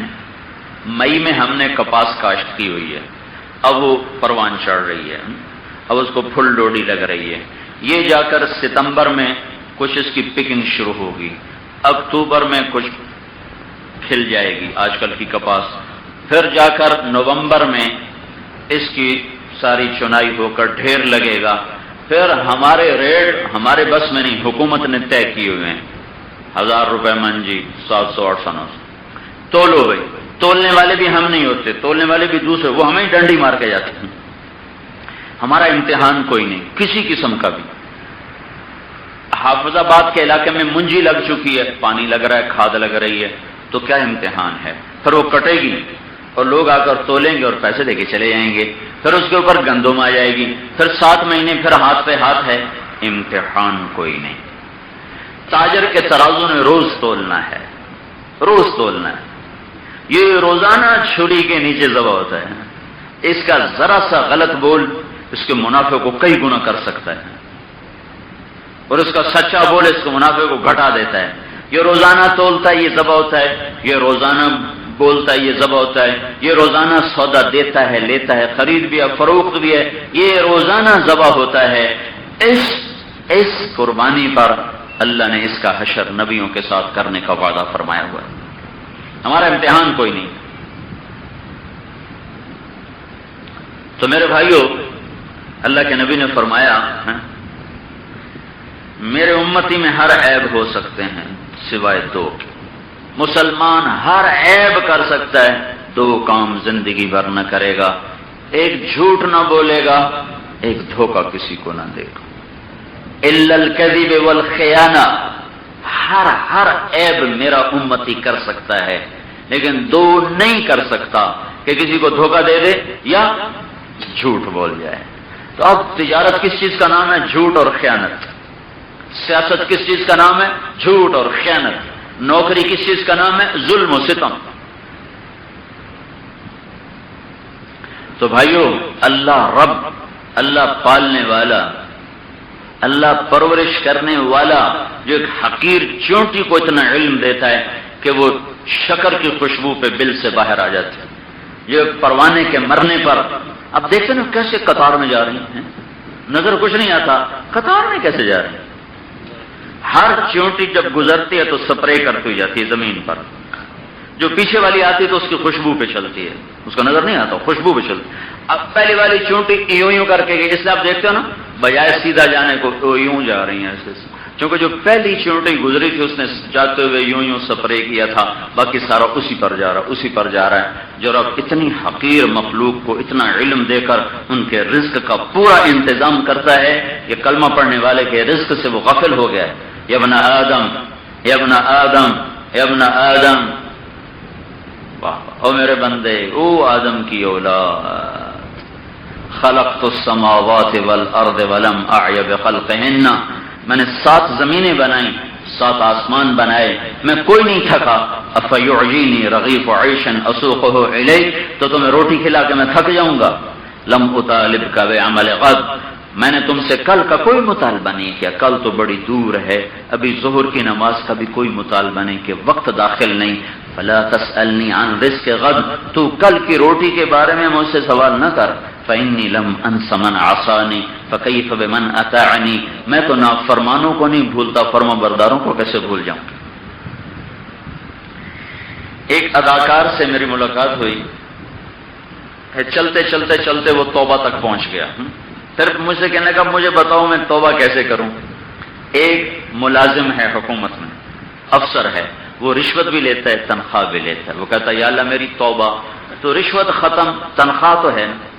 ایک دکاندار جھوٹ بھی بولتا ہے سچ بھی بولتا ہے، صحیح سودا بھی دیتا ہے غلط سودا بھی دیتا ہے، ہیرا پھیری بھی کرتا ہے دیانتداری بھی کرتا ہے، وہ کہتا ہے یا اللہ میری توبہ، تو ہیرا پھیری چھٹ گئی، کچھ سودا تو موجود ہے نا، کچھ پیسہ تو آئے گا نا، تو اس کی دکان میں حلال بھی ہے حرام بھی ہے، ملازم کی زندگی میں رشوت بھی ہے تنخواہ بھی ہے، تو وہ جب کہتا ہے یا اللہ میری توبہ، تو رشوت ہو گئی تنخواہ رہ گئی، ڈنڈی مارنا گیا صحیح تولنا تو رہ گیا، تو مجھے بتاؤ میری تو ساری حرام ہے، میں کیسے توبہ کروں؟ میں توبہ کروں تو میری تو کشتیاں بھی جل گئیں، میری توبہ ہوگی کیسے؟ میرے میں یہ نہیں کہ یہ حلال ہی حرام، سارا ہی حرام ہے۔ تو میں نے اس سے کہا جب تم اللہ سے بغاوت کر کے چل رہے تھے تو اللہ تمہیں روٹی کھلا رہا تھا، جب تم اللہ سے صلح کرو گے اللہ تمہیں بھول جائے گا۔ یہ ہے کہ تم ہمت کرو، اگر ہمت کر سکتے ہو تو اللہ ساتھ دے گا تمہارا۔ کہنے لگا ٹھیک ہے ہمت تو کرتا ہوں، مرنا نہیں۔ خیر جی اس نے کہا اب بتاؤ میں کروں کیا؟ میں نے کہا اپنا گھر بیچو۔ کہنے لگا گھر بھی تو اسی حرام پیسے کا ہے۔ میں نے کہا تم قیمت تو لگواؤ، اس کی 9 لاکھ قیمت لگی۔ تو میں نے ایک ساتھی سے کہا اس کو تم 9 لاکھ روپیہ قرضہ دے دو۔ اس نے اس کو 9 لاکھ قرضہ دے دیا، اب تم اپنا گھر بیچ کے وہ 9 لاکھ اس کو دے دو، یہ قرضہ تیرے لیے حلال ہے اور وہ رقم اس کے لیے حلال ہے، اب تم اس 9 لاکھ سے کام شروع کرو۔ تو اس نے اس 9 لاکھ سے کوئی آج کام بڑا ہو سکتا ہے؟ اور لاہور جیسے شہر میں کیا کام ہو سکتا ہے؟ اس نے 9 لاکھ سے کام شروع کیا، اس نے اپنے حرام کمائی میں گھر بنایا 9 لاکھ کا، اور پچھلے مہینے اس نے حلال کمائی میں گھر خریدا ہے 1.25 کروڑ روپے کا۔ من یتوکل علی اللہ فہو حسبہ، جو اللہ پہ توکل کرتا اللہ اس کو کافی ہو جاتا۔ تو بھائیو آپ اکثر دکاندار بیٹھے ہوئے ہو اور آج کی دکانداری جھوٹ فریب فراڈ میں برباد ہو چکی، تو میں صرف یہ عرض کرنے آیا ہوں اپنی کمائیاں پاک کرو، صاف کرو۔ جیسے پانی میں کوئی ککھ ملے ہو، مٹی ملی ہو، پینے کو جی چاہے گا گلاس پھینک دیں گے، سالن کھٹا ہو چکا ہو کھانے کو جی چاہے گا پلیٹ ادھر پھینک دیں گے، تازہ خوشبو آ رہی ہو سالن میں، پانی ایسا صاف شفاف ہو، گلاس بھی صاف ہو، پینے کو دل کرتا ہے۔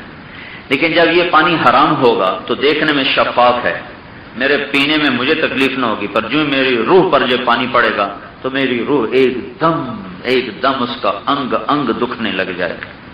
تازہ روٹی نکلی ہے تندور سے اور چولہے سے تازہ سالن اتر کے آیا ہے اور اس کی خوشبو سے گھر مہک رہا ہے، لیکن اگر کو نمبر 2 مال دے کے یہ پیسہ کمایا ہے، کسی کے ساتھ فراڈ کر کے یہ پیسہ کمایا ہے، تو جو یہ لقمہ میرے منہ میں جائے گا جیسے وہ کھٹا لقمہ میری طبیعت خراب کرتا ہے، یہ حرام لقمہ میری روح کو داغدار کر دے گا۔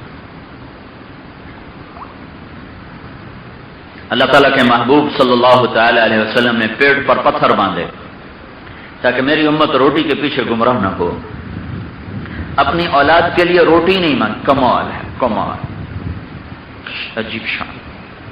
اپنی امت کے لیے کہا یا اللہ انہم جعاع فاطعمہم، یا اللہ یہ بھوک ہیں ان کو کھانا کھلا، انہم عراۃ فاکسہم، یا اللہ یہ ننگے نے کپڑے پہنا ہے، بشروا واملوا، تمہیں خوشخبریاں ہوں ان قریب تم پر اللہ رزق کے دروازے کھول دے گا۔ اور جب اپنے گھر کی باری آئی، اپنا گھر ہے، تو کہا یا اللہ اجعل رزق آل محمد قوتا، یا اللہ آل محمد کی روٹی تھوڑی کر دے، کبھی پوری نہ ہو۔ کوئی اپنی اولاد کے لیے مانگتا ہے؟ صحابی وہ ہستی ہے جس کو ساری دنیا کے کتب ابدال اس کی تھوک کو نہیں پہنچ سکتے، عمل تو عمل ہے۔ ایک صحابی دعا کر رہے ہیں اللہم صبرنی، یا اللہ مجھے صبر دے، تو ہمارے نبی پیچھے سے گزرے اور وہ کہہ رہے ہیں یا اللہ مجھے صبر دے، تو آپ نے غصے میں اس کو یوں لات ماری، پیچھے سے لات ماری، ایک دم وہ گھبرا کے پیچھے دیکھا تو ہمارے نبی نے کہا سألت اللہ البلا، اللہ سے امتحان مانگ رہا ہے، یا اللہ مجھے صبر دے، ہیں اللہ سے امتحان مانگ رہا ہے، برداشت کر لے گا، اپنی دعا کو بدلو، یہ کہو اللہم آتینی فی الدنیا حسنۃ وفی الآخرۃ حسنۃ وقینی عذاب النار، یہ دعا بتلائی، اور یہ دعا ہمیں اللہ نے بتلائی ہے کہ مانگو۔ حدیث شریف میں آتا ہے سب سے کامل دعا جتنی قرآن میں آئی ہیں، جتنی حدیث میں آئی ہیں، ساری دعاؤں کا نچوڑ ربنا آتنا فی الدنیا حسنہ وفی الآخرۃ حسنہ وقنا عذاب النار، یا اللہ ہماری دنیا بھی اچھی کر، ہماری آخرت بھی اچھی کر، ہمیں جہنم سے بچا۔ ہمارے نبی دعا یہاں سے شروع کرتے تھے، درمیان میں یہ دعا مانگتے تھے اور دعا ختم کرتے دوبارہ اس دعا کو مانگتے تھے، لیکن جب اپنی اولاد کا نمبر آیا کہ یا اللہ میری اولاد کی روٹی تھوڑی کر دے۔ کیوں؟ کہ میاں چنو کے دکاندار یہ نہ کہہ سکیں اگر ہم فراڈ نہ کرتے تو بچوں کی روٹی کہاں سے پوری کرتے۔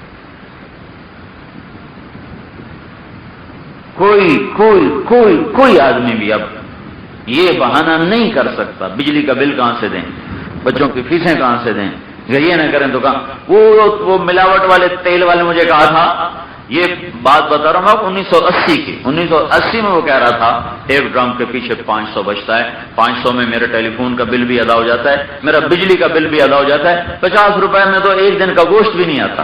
یہ اس کے الفاظ آپ کو بتا رہا ہوں، یہی آج الفاظ ہیں۔ ان سب بتوں کو میرے نبی نے توڑا اپنے فاقوں سے اور اپنی اولاد کے فاقوں سے۔ حضرت فاطمہ زندگی میں ایک دفعہ بھوک کی شکایت لے کر آئیں اور کبھی نہیں، وہ بھی حضرت علی نے بھیجا کہ فاطمہ اللہ کے نبی کے پاس کوئی بکریاں آئی ہیں تو لے آؤ، کو بچوں کا ہمارا گزارا ہی ہو جائے، بھوک نے بے حال کر دیا ہے۔ تو حضرت فاطمہ رضی اللہ تعالیٰ نے تشریف لائیں، دروازے پہ دستک دی تو اللہ کو کے محبوب کو اپنی بیٹی سے ایسی محبت تھی، جب انہیں سے دستک دی نا تو آپ نے فوراً کہا یہ فاطمہ کی دستک ہے، خالی دستک دینے کا، یہ فاطمہ کی دستک ہے۔ پہلے تو اس وقت میں کبھی نہیں آئی، اللہ خیر کرے۔ ام ایمن سے کہا دروازہ کھول، انہوں نے دروازہ کھولا، اندر آ گئے کہ یا رسول اللہ میں حاضر ہوئی ہوں، یہ جو فرشتے ہیں اللہ کے یہ تو تسبیح پڑھتے ہیں ان کا پیٹ بھر جاتا ہے، آپ کے بچے بھی بھوکے ہیں، آپ کی بیٹی بھی بھوکی ہے اور ہمارے گھر میں کچھ نہیں، تو ہمارا کچھ ہو جائے۔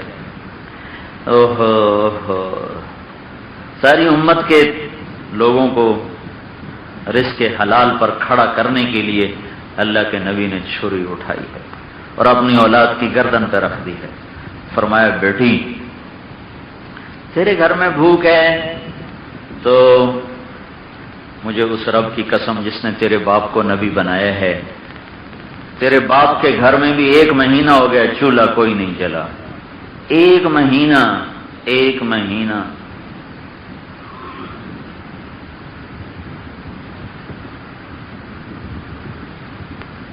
پھر آپ نے کہا اگر تو چاہے تو میں تمہیں 5 بکریاں دے دیتا ہوں، کھڑی ہیں میرے پاس، اور اگر چاہے تو تمہیں 5 دعائیں سکھا دیتا ہوں۔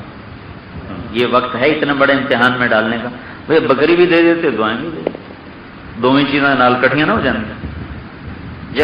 اس وقت میں تو بکری دے دیتے، فاطمہ سے زیادہ محبوب کون تھا کہ میرے جگر کا ٹکڑا ہے فاطمہ۔ جب آپ سفر میں جاتے تھے تو ساری بیویوں سے ملتے سب سے آخر میں حضرت فاطمہ کو مل کے پھر مدینہ چھوڑتے تھے، اور جب آپ سفر سے واپس آتے تھے تو سب سے پہلے حضرت فاطمہ کو ملتے تھے، پھر اپنی باقی بیگمات اور ازواج کو جا کر ملا کرتے تھے۔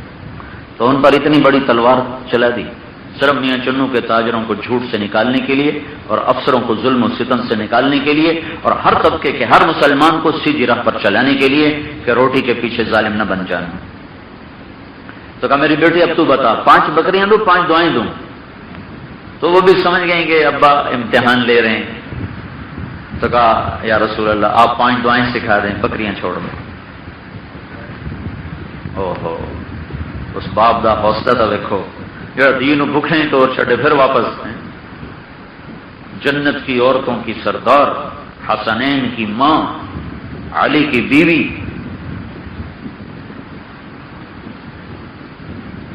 تو آپ کا چہرہ خوشی سے ایسے کھل گیا کہ میری بیٹی پاس ہوگی۔ صاحب نے فرمایا جب تو کہا کر یا اول الاولین یا آخر الاخرین یا ذی القوۃ المتین یا راحم المساکین یا ارحم الراحمین، چل جا کمپڑ۔ یہی امتحان حضرت علی سے لے لیا، ان کو پتہ ہے کہ گھر میں روٹی نہیں، ایک نوالا کو۔ ایک دفعہ گھر میں تشریف لائے تو دوپہر کا وقت کا بچے کدھر ہیں؟ کہا یہ بھوک کی شدت سے روتے تھے، تو علی ان کو باہر لے گئے بہلانے کے لیے کہ گھر میں کچھ نہیں، کھانے کو کچھ نہیں ہے۔ تو حضور پاک صلی اللہ علیہ وسلم باہر نکلے ان کو ڈھونڈنے کے لیے، ڈھونڈتے ایک باغ میں دیکھا تو دونوں بچے پانی کے ساتھ کھیل رہے تھے، اور علی رضی اللہ تعالیٰ عنہ یہ جو گری پڑی نہیں کھجوریں ہوتی جن کو کسی کوے نے ٹھونک ماری، طوطے نے ٹھونک ماری، گر گئیں، وہ لاوارث ہوتی ہیں، اس کو اٹھانا میں کوئی قوت، دراصل وہ کٹھی کر رہے تھے۔ تو ہمارے نبی بھی ساتھ ساتھ جمع کرنے لگے، کہا علی دھوپ چڑھ رہی ہے، بچوں کو لے کے گھر واپس چلے۔ جن سے اتنی محبت و شفقت ہو ان کو بلا کر کہنے لگے علی تجھے 5000 بکریاں دوں کہ 5 دعائیں دوں؟ 5000 بکری تو آج بھی بڑی شے نہیں، تمہیں 5000 بکری دوں 5 دعائیں دوں؟ کہنے کے یا رسول اللہ 5000 بکری بڑی دولت ہے، پر آپ مجھے 5 دعائیں دے دیں، بکریاں چھوڑ دیں۔ کیوں؟ کہ میاں چنو کا تاجر جھوٹ نہ بولے، میاں چنو کا افسر ظالم نہ ہو جائے، میاں چنو کا ریڑی والا دھوکہ نہ دے، فراڈ نہ کرے، فریب نہ کرے۔ تو آپ نے کہا تو دعا مانگا کر، اللہم اغفر لی ذنبی وطیب لی کسبی ووسع لی خلقی وقنعنی بما رزقتنی ولا تذهب قلبی الی شیء صرفته عنی۔ یہ 5 دعائیں تیرے لیے 5000 بکریوں سے بہتر ہے۔ یا اللہ میرے گناہ معاف کر دے، اللہم اغفر لی ذنبی، یا اللہ میرا رزق حلال کر دے، وطیب لی کسبی، یا اللہ میرے اخلاق اعلیٰ کر دے، ووسع لی خلقی، یا اللہ مجھے قناعت دے دے، وقنعنی بما رزقتنی، یا اللہ میرا حرص و حوث ختم کر دے، ولا تذهب قلبی الی شیء صرفته عنی، کہ یہ 5 دعائیں 5000 بکریوں سے بہتر ہے۔ تو بھائیو مسلمان دکاندار بن کے آؤ، شام کو جب آپ واپس جاؤ گے نا تو اللہ کے نبی کا فرمان ہے من امسا کالن بعمل یدہ امسا مغفورا لہ، جو صبح سے شام تک اپنے بچوں کو حلال کھلانے میں تھک جاتا ہے، پھر شام کو تھکا ہوا واپس جاتا ہے تو اس دن کے سارے گناہ معاف کر دیے جاتے ہیں۔ اگر معاذ ابن جبل ہے، سعد ابن معاذ، تو ان کے ہاتھ تھے سخت، تو آپ نے کہا سعد یہ تیرے ہاتھ سخت کیوں ہیں؟ کہا یا رسول اللہ میں کسی چلاتا ہوں، ذمہ دار تھا نا، وہ ساڑی برادری آئی، یہ تو میں کئی آپ چلا، پانی بھی بارنا ہوتا ہے، کم بھی کرنا ہوتا ہے، بچیاں دی روٹی واسطے یا رسول اللہ میں سارا دن کھیتوں میں کام کرتا ہوں۔ تو آپ نے ان کا ہاتھ لے کر ایسے چوم لیا، کا جو بچوں کو حلال کھلانے میں اپنے ہاتھوں کو تھکاتا ہے ان ہاتھوں پر جہنم کی آگ حرام ہو جاتی ہے۔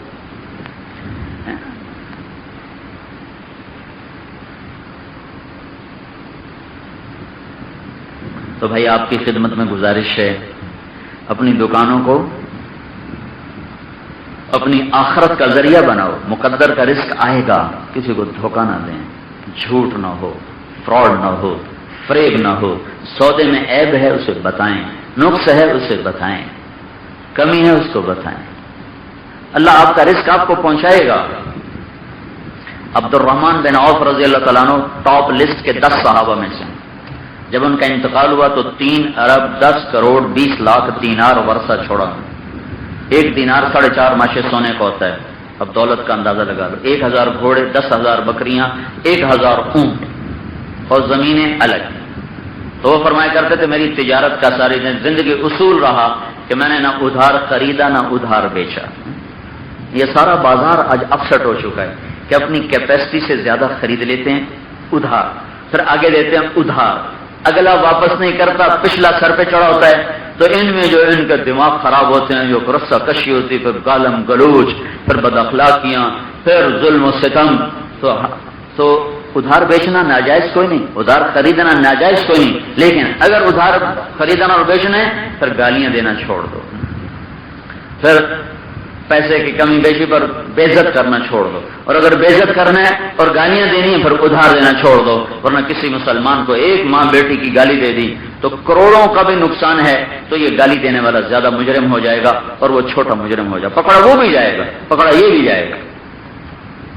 تو فرمایا کہ میں نے کبھی ادھار نہ بیچا نہ خریدا. دوسری کیا ہے، میں نے کبھی ذخیرہ کر کے سودا نہیں بیچا، جب مجھے نفع ملا میں نے فوراً بیچ دیا. اور میرے بھانجے نے آلو رکھے تھے، میں کیا بیچے نہیں ہوا کہ جی بس میں غلطی کھا بیٹھا ہوں، اس لیے 1900 روپے ملتا ہے، ہوں 1200 روپے ملتا اسے 1900 کی گوری چنگی بلی، میں کہ 2000 لینے 2000. لالچی انسان کو برباد کرتا ہے. تو میں نے کبھی سودا رکھ کے نہیں بیچ، جب نفع ملا فوراً بیچ دیا. تیسرا اصول یہ تھا میری تجارت کا، میرے سودے میں عیب آیا تو میں نے گاہک کو بتایا بھائی اس میں یہ کمی ہے، آپ دیکھ لو، لینا ہے تو لے لو. یہ میں نے ایک جگہ بیان کیا، لوگ سننے والے سن رہے ہوتے ہیں. میری جماعت گئی پشاور میں ایک شو روم پر میں گیا گشت کرنے. تو وہ جو شو روم کا مالک تھا نا، کہنے لگا یہ جو گاڑی کھڑی ہے نا، یہ اس کو 1 سال ہو گیا ہے، یہ نہیں بکی اور یہ تمہاری وجہ سے نہیں بکی. میں کہا میرا کیا قصور ہے، میں بیٹھا میاں تلمبے، تو بیٹھا پشاور تے میرا کیا قصور ہے، آدھا تیرا بیان سن بیٹھا ہوں. بھائی یہ سودے جو نقص ہوئے تو دسو. وہ بالکل نئی گاڑیوں کا کام کرتا تھا، لیکن وہ اتارنے میں نا وہ کوئی ایسی مس ہیپ ہوا کہ گاڑی اچھا خاصا اس میں وہ ڈنٹ پڑ گیا، پھر اس نے اس کو ٹھیک کروا دیا، نظر نہیں آتا تھا. تو جڑا گاہک آخے جناب دے ڈنٹ پہ اجے لینے تے لے لو. سال گزر گیا گڈی تھی کھلو.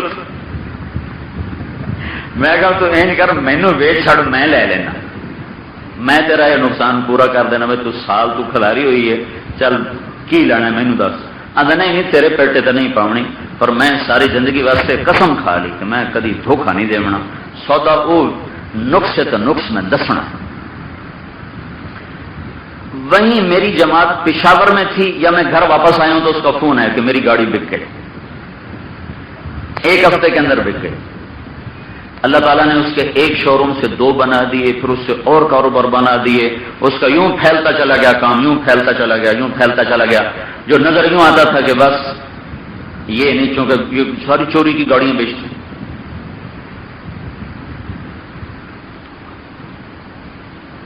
تو بھائیو، مسلمان تاجر بن کے دکانیں کھولو تو شام کو نفع بھی لے جاؤ، نیکیاں بھی لے جاؤ.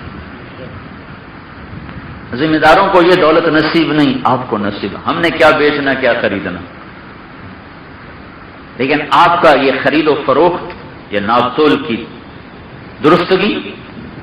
ہاں یہ بھی سنو، علامہ قرطبی نے واقعہ لکھا ہے کہ قرطبہ کے بازار میں ایک آدمی نے صبح دکان کھول کے اپنا ترازو توڑ دیا. پڑوسی دکاندار نے پوچھا کیوں توڑا ہے؟ کہنے لگا میرا گھر کے قریب ایک فوتگی ہوئی ہے تو ہم سارے وہاں اکٹھے تھے، تو وہ مرنے والے سے ہم کہتے تھے کلمہ پڑھو، وہ کہتا میرے کو نہیں پڑھیا جا رہا، باقی باتیں کر رہا ہے، کلمہ نہیں پڑھیا جا رہا ہے. تو ہم نے پوچھا کیوں نہیں پڑھیا جا رہا ہے؟ وہ کہتا جو میری دکان کا ترازو تھا، ترازو کا جو کانٹا یوں ہلتا تھا، وہ کانٹا میرے حلق میں چبھا ہوا ہے، مجھے کلمہ نہیں پڑھنے دے رہا. باقی ساری گلاں کیتی جاندا، کلمہ نہیں پڑھیا جاندا. اس کنڈے نال اس کتنی روٹی کما لی ہوگی میں؟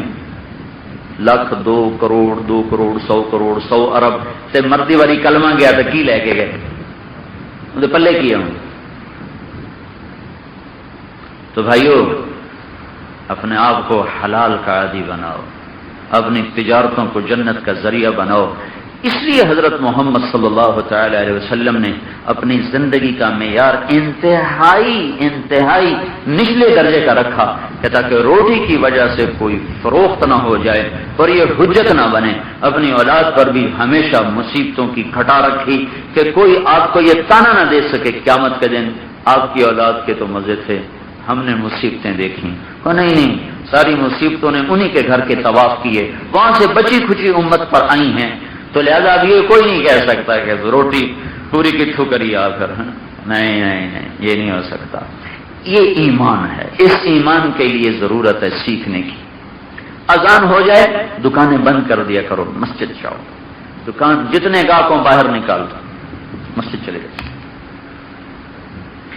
میں کینیڈا میں تھا جماعت میں، تو ایک بنگلہ دیش کا پہلے اداکار تھا، پھر تبلیغ میں لگ کے توبہ کی، پھر شفٹ ہو گیا کینیڈا. وہاں اس نے دکان کھول لی گوشت کی.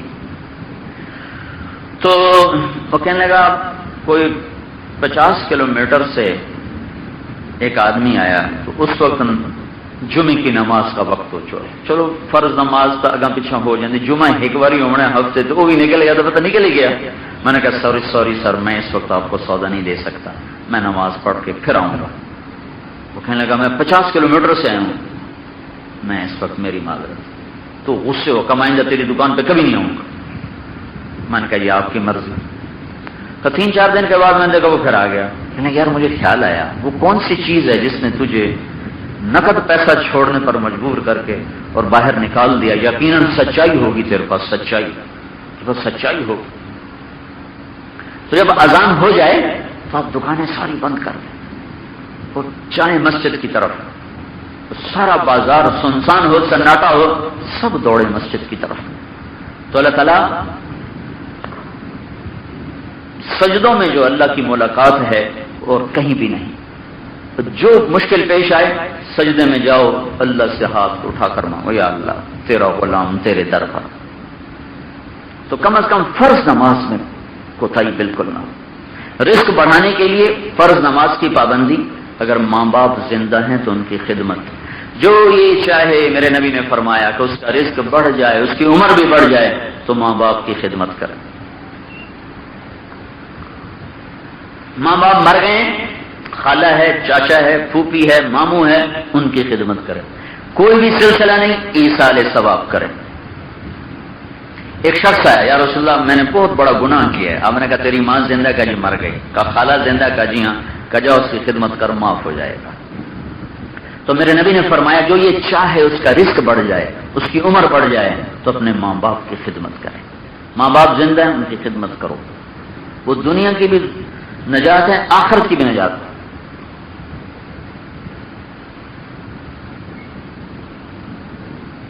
باوضو رہو، رزق بڑھے گا. اللہ کے نبی سے ایک شخص نے کہا یا رسول اللہ رزق کی تنگی ہے، کیا کروں؟ آپ نے فرمایا باوضو رہو، اللہ تیرا رزق بڑھا دے گا. جو اشراق پڑھ کے نکلے گا مسجد سے، اللہ اس کے سارے دن کے کاموں کا ذمہ دار بن جائے گا. جو 8-10 بجے 2 نفل پڑھ لے گا، اللہ اس کے رزق میں برکتیں پیدا فرمانی شروع کر دے گا. یہ وہ اسباب ہیں جن سے اللہ رزق بڑھا دیا کرتا ہے. دنیا بھی بنتی ہے، عقبہ بھی بنتی ہے. اللہ کے نبی نے ارشاد فرمایا بنی اسرائیل میں ایک آدمی بیمار ہوا، اس کے 4 بیٹے تھے. تو سب سے چھوٹے بیٹے نے کہا بھائی ایک سودا کرو، پیو تسی چاہ کے لے جاؤ، تسی خدمت کرو، میں نہیں کرنی، جائیداد ساری میرے نہ کر دو. انہوں نے کہا جی کوئی کملے ہیں بھائی خدمت بھی کریے تو جائیداد بھی تینوں دے بھی. کہنے لگا پھر یہ الٹا کر لو، ساری جائیداد تسی اپنے نہ کرا لو، پیو مینو دے دیو، اینو ہاتھ نہ لاؤ. انہوں نے کہا یہ سودا بالکل سانو منظور ہے، کلو جائے میرے کو ہنے لکھا لو. ساری جائیداد اپنی بھائیوں کو دے دی اور باپ کو گھر لے کے آ گیا. اور اس کی دن رات خدمت کر کر کر کر سب کچھ اس پہ لگا دیا. باپ بھی مر گیا، آپ بھی ویلا ہو گیا. اب آیا فاقہ، کھانے میں کچھ نہیں. رات کو خواب دیکھا ہے کہ فلاں جگہ 100 دینار ہیں، نکالو. اس نے پوچھا برکت والے کا؟ نہیں. کہ مجھے نہیں چاہیے. اگلے دن خواب آیا فلاں جگہ 10 دینار ہیں، نکالو. اس نے کہا برکت والے کا؟ نہیں. کہ مجھے نہیں چاہیے. اگلے دن خواب آیا فلاں درخت کے نیچے 1 دینار ہے، نکالو. یہ پوچھتا ہے برکت والا کہاں؟ برکت والا. اب باپ کی خدمت کی واپسی شروع ہو رہی. یہ گیا زمین کھودی، 1 دینار نکلا، دینار لے کر بازار کو رخ کیا کہ کچھ چیز لے لوں. مچھلی فروخت ہو تھی بڑی، مچھلی اٹھا کے لے آئے. مچھلی ہمارے ہاں تو کاٹ کے دیتے ہیں نا، یہ اب بھی ادھر رواج ہے، کاٹ کے ایویں چاہ کے دے تو جہاں پہ وہ کاٹتے بھی نہیں، میں سیدھی ساری تیل پا کے تل دیں. وہ اس کو لے کر آیا، جب اس نے اس کو چیرا تو اس میں اس کے یہاں گل پیڑوں میں 2 موتی نکلے، انڈے کے برابر موٹے موٹے. تو حیران ہوا. وہ ایک موتی لے کر جوہری کے پاس گیا، یہ بادشاہ کے پاس جاؤ. وہ بادشاہ کے پاس گیا تو اس نے جوہریوں کو بلایا کہ اس کی قیمت لگاؤ. ان کا جی 18 خچر سونے کے بھرے ہوئے، کہ اس کو تول کے دے دو. 18 خچر گھر آ گئے. کچھ عرصہ گزرا تو جوہریوں نے کہا حضور بادشاہ سلامت یہ جوڑا ہوتا ہے. اس سے پوچھو اس کے بعد دوسرا بھی ہے. تو بادشاہ نے اس کو بولا ہے. وہ بادشاہ آج کے تو تھے نہیں، قبضہ کرو، کیا حکومت کیا عوام ساری قبضہ کرو. تو بادشاہ نے اس کو بلایا، کبھی تیرے پاس دوسرا ہے اس کا؟ کہا جی ہے. کہ یار وہ دے دو. کہا جی پہلے قیمت آپ نے لگایا، میں لگاؤں گا. کہ لگاؤ بھائی لگاؤ. کہا جی 60 خچر دوں گا. 60 خچر گاؤں میں تول کے دے دو. تو باپ کی خدمت نے 11 پشتوں کے لیے روٹی کا انتظام کر دیا. اب 3 دن پہلے میرے پاس ہمارا اپنے ذمہ دار بھائی آیا میرے پاس. مجھے کہنے لگا میرا پتر ایڈا نا فرمان ہے جی اگ جو سڑتا ویکتے ہوئے تو میں یہ ناکساں شالا بچ جائے.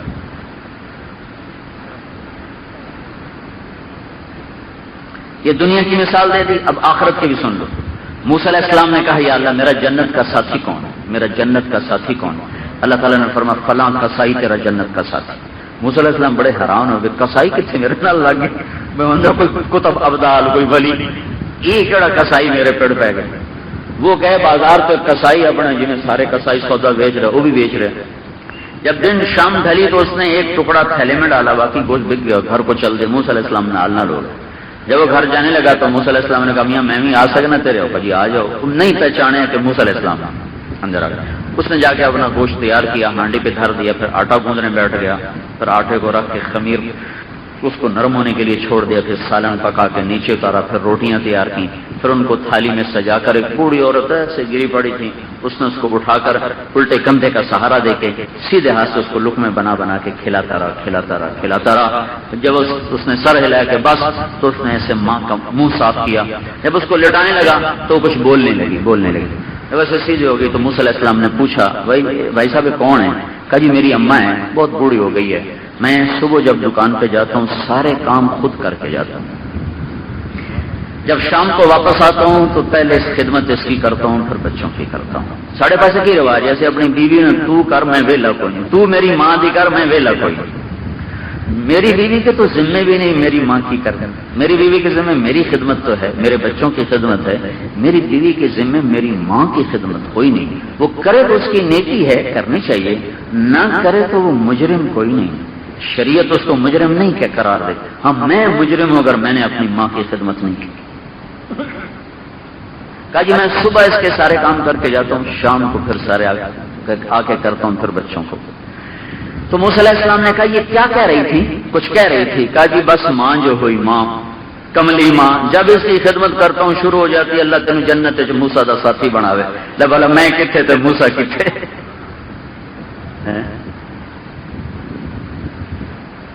دنیا بھی آپ کو بتا دی، آخرت بھی بتا دی. یہ وہ راستے ہیں جن سے رزق آتا ہے، جن کو لوگوں نے سمجھا نہیں. ہیرا پھیری نو ہی روٹی سمجھا ہے، جھوٹ ہی روٹی ہے، غلط بیانی ہی رزق ہے. یہ سانپ بچھو ہیں جو پیٹ میں جاتے ہیں، انہوں نے کبھی کسی کو ہرا نہیں کیا، نہ مجھے کریں گے نہ آپ کو کریں گے. تو میرے بھائیوں میاں چنو کو ایک دیانتدار شہر بناؤ. یہاں آنے والا اس خطرے سے نہ ہے کہ لوٹ جاؤں گا، پتہ نہیں میں نے کی مڑ دینا. جو آئے وہ اطمینان سے آئے کہ اللہ کے فضل سے سارے لوگ دیانتدار ہیں، مجھے صحیح چیز ملے گی، مجھے ہیرا پھیری نہیں ہوگی. ایک کپڑے کا دکاندار مجھ سے کہنے لگا جو صبح صبح قرآن شریف پڑھتا بیٹھا ہوں. ایک بندہ آ گیا جی میں دھی در پتہ ہے لوگ بیٹیوں کے جہیز کیسے تیار کرتے، غربت کا دور ہے. کہا جی میں دھی در داج بنا ہے. تو قرآن پڑھتا بیٹھا ہے چنگا ہی بندہ اسے میں آج تیرے کو کپڑا لے جانا. پھر آگے وہ ظالم کہنے لگا جی میں جناب 16 روپے والا کپڑا نو 48 روپے جو بیچ چھڑے. اس پر وہ ظالم فخر کر رہا تھا. میں کھلا ہے تیرے بیچن تے میں تو قرآن دی قیمت صرف 24 روپے لائی 32 روپے 3 گنا بیچا، 16 کا 48 میں بیچا، اور اس کو کوئی ندامت نہیں ہے کہ میں نے یہ کیا. وہ منہ فخر سے بتا رہا، ندامت ہو تو مجھے بتاتا کہ جناب میں 48 روپے جو بیچ چھڑے آجائے. اس نے کتنی مشقتوں سے خریدا، پیسہ اکٹھا کیا ہوگا. میں فیصل آباد فجر کی نماز پڑھ کے سیر کو نکلا، واپس گھر کو آ رہا ہوں تو ایک ریڑھی والا مجھے نظر آیا، دور سے اس کی بڑی داڑھی. ریڑھی والے کی داڑھی دوڑی کوئی نہیں ہوتی، ہم ہی کھلوتے ہوتے ہیں، لہٰذا میری نظروں میں جچ گیا. تو بھیا میں قریب سے گزرا تو پھر میں نے غور نہ دیکھا تو روئی جاوے، روئی جاوے، ہک ہنج ہوتی ایڈی ایڈی موٹی، اور اس کے آگے ایک پیٹی پڑی تھی، اس پر وہ ہاتھ رکھ کے کھڑا رو رہا تھا. ہائے ہائے. میں کھڑا ہو گیا، میں کہا بابا جی خیر ہے، کی گل ہے؟ تو اس نے پیٹی میرے آگے ایسے الٹا دی. سیب کی پیٹی تھی، اوپر اچھے سیب سے، نیچے سارے گلے ہوئے سیب.